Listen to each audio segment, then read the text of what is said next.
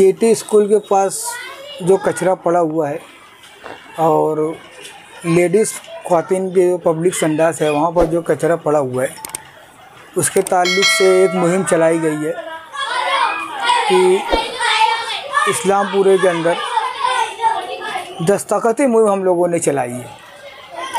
उस इलाके के लोगों का ये मानना है कि यार ये जो कचरे पड़े रहते हैं, बीमारी इतनी ज़्यादा है हमारे घरों घर पर कि हम बेतहासा परेशान हो गए। समझ में नहीं आता है कि इस मसले का हल क्या है। तो जब कल हम लोगों ने दस्तखती मुहिम को शुरू किया, सबसे पहले हम लोगों ने जितने भी धंधा व्यापार करने वाले हैं उन लोगों के पास दस्तखत लिए और गलियों के अंदर गए। निशात रोड, अंसार रोड, विकार चौक, ये तमाम इलाकों में जाकर हम लोगों ने दस्तखती मुहिम ली है।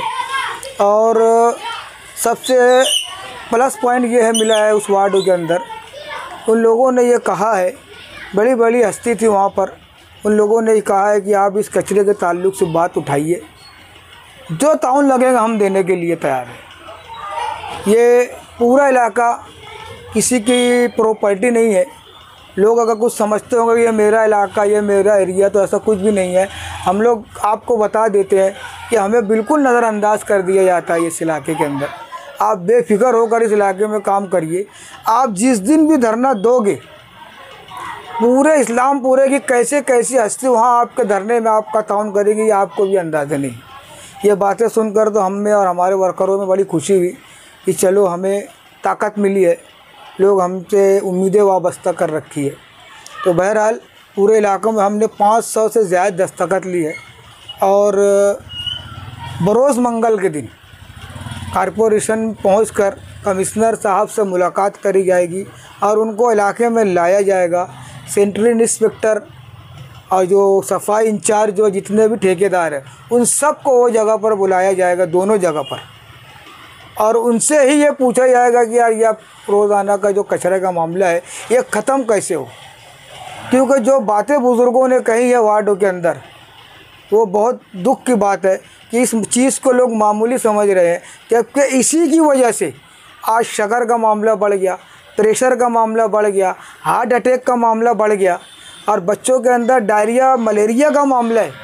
इतनी बुनियादी चीज़ है ये। और शहर के जितने भी बड़े नेता हैं, बड़े लीडर हैं, वो लोग किसी की इस तरफ तवज्जो नहीं है। आप लोगों ने इसकी तरफ तवज्जो दी और वार्डों के लोगों ने आपको बुलाया क्योंकि वो भी बेदार है। इसीलिए आम आदमी पार्टी को उन्होंने याद किया कि दिल्ली और पंजाब में आम आदमी पार्टी ने काम किया है और मालेगांव में भी वो काम करेगी। और दो अहम चीज़ उन्होंने कही है तो मुझे बहुत खुशी हुई कि आपने मनसे में रहकर किदवाई रोड गार्डन जो बनाया है, आप उस वक्त तो कारपोरेटर बन जाते थे, लेकिन कुछ हालात के हिसाब से आप बन रहे थे। आपके काम को हमने देखा है, आप जो तहरीक को उठाते आखिरी तक लेके चलते हैं। ऐसी तहरीक नहीं रहती आपकी कि बीच में गए पता ही नहीं चला क्या हुआ क्या नहीं। कि कुछ लोगों की आदत है, तहरीक तो बहुत ज़ोरों शोर से उड़ाते हैं, लेकिन मालूम पड़ता है आधे रास्ते में उनकी तहरीक ख़त्म हो जाती है। अब वो क्यों ख़त्म होती है वो आवाम अच्छी तरीके से जानती है।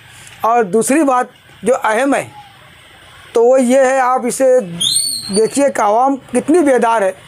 बोले लीडरान ऐसा समझते हैं कि आवाम की आंखों पे पर्दा पड़ा है, लेकिन ऐसा नहीं है। लीडरान की आंखों में पर्दा पड़ा है। उन्हें ये खुशफहमी है कि हमारा ये वार्ड, हमारा ये इलाका, जबकि आवाम बेदार है, पर्दा उनके ऊपर पड़ा है, हमारे ऊपर नहीं पड़ा है। हम देख रहे हैं कौन क्या कर रहे हैं और आने वाले वक्त में हमें क्या फ़ैसला लेना है हम सोच समझ कर फैसला लेंगे। ये अच्छा ताउन हमें मिला इस्लामपुरा जैसे इलाकों से। कल चेयरमैन निहाल अंसारी साहब से मैं मुलाकात करूंगा और आम आदमी पार्टी के लेटर पर उनको भी लेटर दूंगा और उनसे ये कहूंगा कि वहाँ जो कचरा डाला जा रहा है आप उसे बंद कराइए, क्योंकि आप ही लोगों के लिए लड़ा जा रहा है। आप ही के वहाँ बच्चे पढ़ रहे हैं, उनके वालिदैन आ रहे हैं, उनको भी परेशानियाँ झेलनी पड़ रही। और अगर ये इदारा इस तरह की हरकत कर रहा है तो उसकी मजम्मत की जानी चाहिए।